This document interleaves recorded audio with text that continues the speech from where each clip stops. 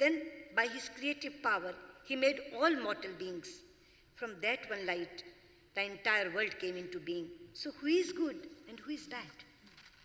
Your Highness and Excellencies, India has always embraced and found it easy to embrace pluralism, since it is embedded in the oldest Sanskrit religious text, the Rig Veda, and I quote, Ekam sadvipra bahuda vadanti, which means God is one, but learned men describe him in many ways.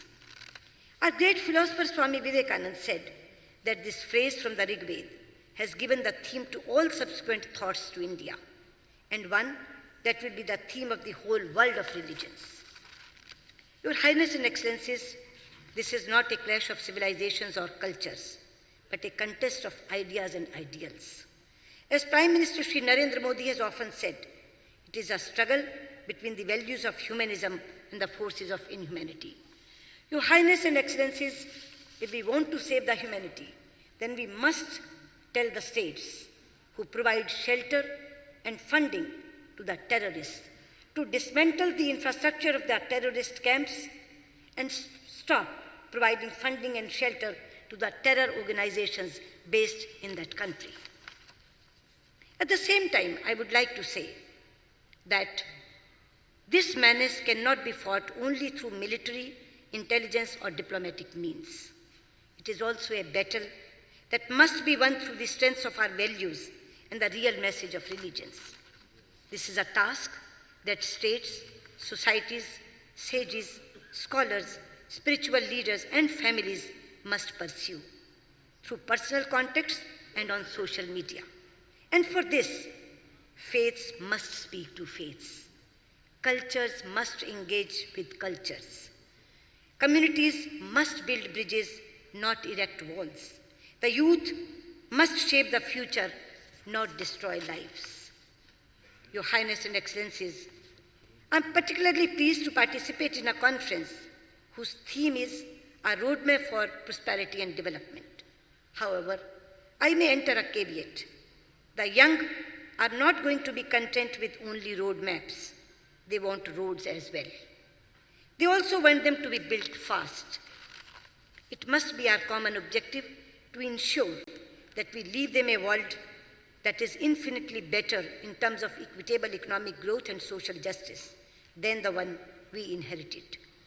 That is the mission which has brought us together in Abu Dhabi, a city that has matured into a landmark of Asia and the world.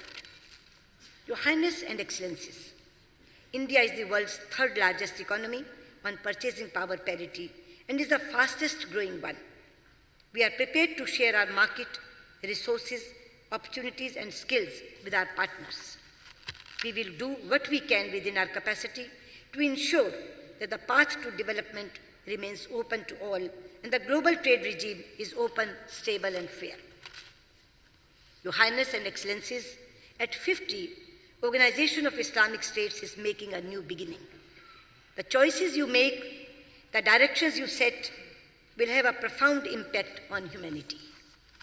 The OIC has a huge responsibility and a great opportunity to lift humanity to a higher level of peace and prosperity, and to make this planet a better place, not just for your people, but for the rest of the world. And we will work with you to spread the true meaning and mission of all religions, promote respect for and between faiths, counter the language of hate with a message of harmony, advocate moderation over extremism and pluralism over exclusion, inspire youth to the path of service than of destruction, build bridge of understanding and reduce barriers across cultures and religions. Your Highness and Excellencies, the late President of India, Dr. APJ Abdul Kalam, popularly referred to as the People's President, said, and I quote, "Where there is righteousness in the heart, there is beauty in the character. When there is beauty in the character, there is harmony in the home. When there is harmony in the home, there is order in the nation. When there is order in the nation, there is peace in the world." Your Highness and Excellencies, I come from the land of Mahatma Gandhi, where every prayer ends with the call for Shanti, that is peace for all.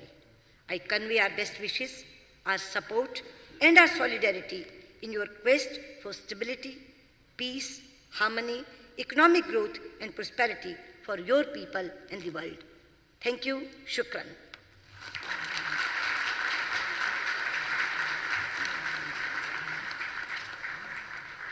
أشكر ضيفة الشرف معالي سوشما سواراج وزير خارجية جمهورية الهند على هذه الكلمة. سمو الشيخ عبد الله بن زايد آل نهيان